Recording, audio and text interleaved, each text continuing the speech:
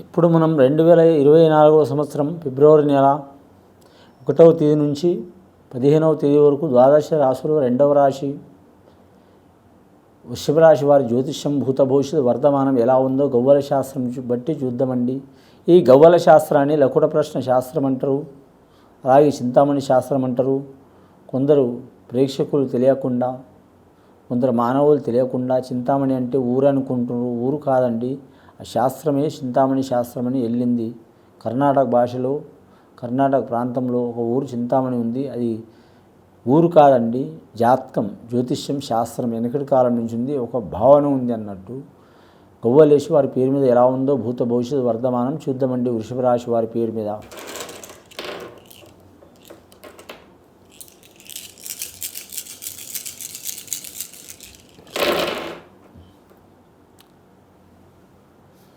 ఆరు గవ్వలు పడ్డాయండి. చాలా వరకు శుభం గవ్వలు పడ్డాయి వీరి పేరు మీద. ముఖ్యంగా కళాకారుల కలిసి వచ్చే సంఖ్య అండి అది. 6వ సంఖ్య అంటే మాత్రం లక్ష్మీదేవత సంఖ్య, సరస్వతి దేవత సంఖ్య, అలాగే మాత్రం కుబేరుడు సంఖ్య, అలాగే గాయత్రిమాత సంఖ్య, అలాగే నటరాజు సంఖ్య. సంగీత కళాకారులకు, సినీ కళాకారులకు, టీవీ కళాకారులకు, మీడియా కళాకారులకు అద్భుతమైన కలిసొచ్చే యోగం ఉంటుంది. వారి జాతకానికి ప్రతిభ, అవార్డులు రివార్డులు లభించే అవకాశం ఉంటుంది. నటులు కావచ్చు, నిర్మాతలు కావచ్చు, డైరెక్టర్లు కావచ్చు, హీరోలు కావచ్చు, హీరోయిన్లు, కథానాయకులు కావచ్చు, కథానాయికలు కావచ్చు, అలాగే మాత్రం గాయకులు, సంగీత కళాకారులు, గీత రచయిత, టెక్నీషియన్స్ వారు, తెర ముందలనే కాకుండా తెర వెనక ఉండేవారు కూడా అద్భుతమైన యోగాలు కనిపిస్తాయి. చాలా వరకు మంచి యోగ బలం ఉంటుంది. అలాగే మాత్రం సంసార జీవితంలో మంచి ఉంటుంది వారికి. ఆ సంసార జీవితంలో కూడా మాత్రం భార్య భర్తలతో కాకుండా ఇతరుల మీద ఆశపడతారు. ఆ ఒక్క విషయంలో జాగ్రత్తగా ఉండాలి. స్త్రీలని చెప్పలేం, పురుషులని చెప్పలేం. ధనం చూసి గుణం చెదురుతాడండి, కానీ మాత్రం కామాన్ని చూసి మనిషి చెదురుతాడండి. ఆ విషయంలో జాగ్రత్తగా ఉండాలి. యాక్చువల్గా స్త్రీని చూస్తే మనిషి చెడుతారంటారు, కానీ స్త్రీలని ఒక్కరు చేయవద్దు. మాట సరి సమానం ఉండాలి. కాబట్టి కామ ఆలోచన గురించి మాత్రం మనిషి చెడిపోతుంది. స్త్రీలైనా పురుషులైనా మాత్రం చాలా వరకు ఇబ్బంది పడతారు. ఆ ఒక్క విషయంలో జాగ్రత్తగా ఉండాలి. ప్రేమ వ్యవహారాల్లో మాత్రం కలిసి వచ్చే అవకాశం ఉంటుంది. ఆ ప్రేమలో కూడా 5-6 రకాలు ఉంటుందండి. ఒకటి ఆకర్షణ ఉంటుంది. మొట్టమొదటిది ఆకర్షణ, రెండవది మాత్రం మోహం, మూడవది మదం, నాలుగవది మాత్రం నిజమైన ప్రేమ, ఐదవది మాత్రం జీవితాంతం త్యాగం, బాధ్యత, ఆరవది మాత్రం ప్రాణాలు తీసేంత యోగం ఉంటుంది. ఉన్నంతకాలం మాత్రం చాలా లక్ష్మీపార్వతుల లెక్క, రాధాకృష్ణుల లెక్క ఉంటారు. తర్వాత రాక్షసుల లెక్క మారుతారు. ప్రపంచంలో మీరు చూస్తూనే ఉన్నారు అందరూ, నేనే కాకుండా అందరూ చూస్తున్నారు. టీవీలో కావచ్చు, పేపర్లో కావచ్చు, యూట్యూబ్లో కావచ్చు, సెల్ ఫోన్లో కావచ్చు. అలాంటి సంఘటనలు చాలా చిక్కులు ఉంటాయి. చాలా జాగ్రత్తగా ఉండాలి. ఆ జాగ్రత్త వహించాలంటే ప్రతి ఒక్కరూ నడుము కడితే చాలా వరకు మంచిది. ఈ వృషభ రాశి జాతకం చెప్తున్నారు ఆయన 6వ సంఖ్య పడ్డది ఏందని మీరు అనుకోవచ్చు, కానీ ఖచ్చితంగా మాత్రం వృషభ రాశి వారు తెలుసుకుంటే మాత్రం వారి ప్రేమభావంతో మాత్రమే 100 మందిని కాదు 1000 మందిని, 1,00,000 మందిని మార్చేంత యోగం ఉన్నది వారి జాతకానికి. అలాంటి శ్రీకృష్ణుడు కూడా రోహిణి నక్షత్రంలో పుట్టిండు. ఆయన ఒక్కడే ఉన్నాడు. 8 మంది భార్యల అతనికి. అలాగే 16,000 మంది భామలు అని పేరుని తప్ప మనసులో రాధ ఒక్కటే. ఆ మహాపురుషుడు మాత్రం మహారుషుల్ని మాత్రం మార్చుకొని 1000 మంది 16,000 మంది భామలు అనిపించుకుండు, 8 మంది భార్యలు అనిపించుండు అని ప్రేమించింది ఒక్కరిని.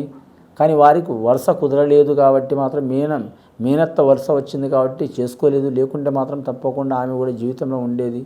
అంశబలం భారీగా ఉంది.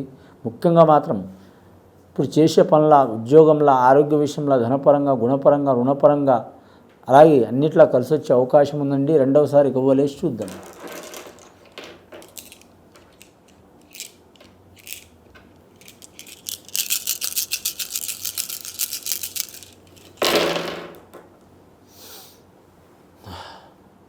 ఇంకా 6 గవ్వలు పడ్డాయండి. ఇందాక మనం ప్రేమ గురించి చెప్పుకున్నామండి జ్యోతిష్ శాస్త్ర ప్రకారం. ఇప్పుడు హరీశ్వరుగా యోగాల్లో మాత్రం చాలా జాగ్రత్తగా ఉండాలండి. మొదటిది కామం, క్రోధం, లోభం, మోహం, మదం, మత్సరం, ఇవి అందరికీ ఉంటాయి. అండ్ లిమిట్లో ఉంటే చాలా మంచిది. అది అధికమైందనుకో మాత్రం వినాశకాలే విపరీత బుద్ధి అవుతుంది. చాలా జాగ్రత్తగా ఉండాలండి. మనిషికి ప్రతి ఒక్కరికి ఒక ఈగో ఉంటుంది, అహం ఉంటుంది.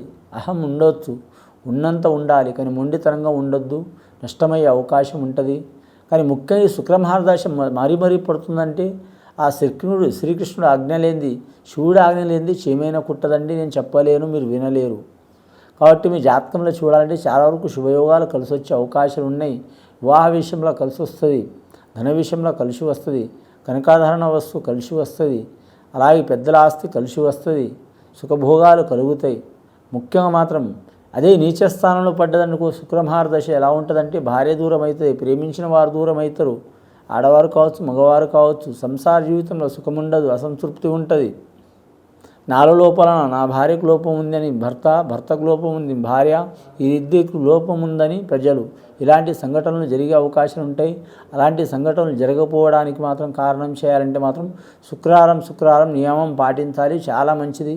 మహాలక్ష్మి దేవతకు కానీ కనకదుర్గమ్మకు కానీ ఖచ్చితంగా పూజ చేయాలి భార్యాభర్తలు కలిసి. చాలా వరకు శుభయోగాలు కలుగుతాయి. అలాగే పెళ్లి కాని వారు కూడా చేసుకోవచ్చండి. వివాహం కానివారు అమ్మాయిలు, స్త్రీలు కావచ్చు, పురుషులు కావచ్చు. ఆ దుర్గమాత దయ ఉంటుంది. అమ్మ దయ ఉంటే అన్నీ ఉన్నట్లే.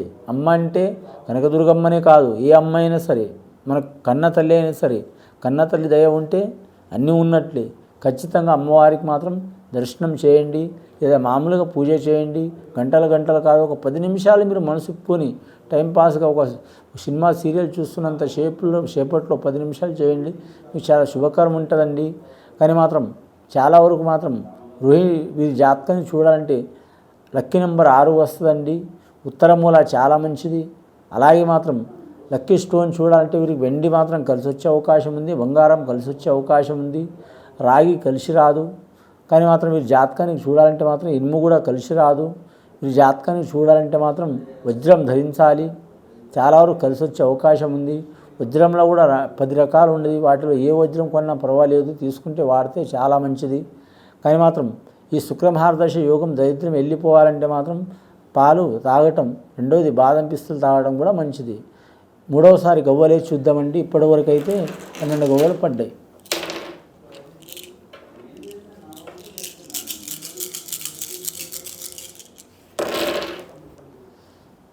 లాస్ట్కి 5 గవ్వలు పడ్డాయండి.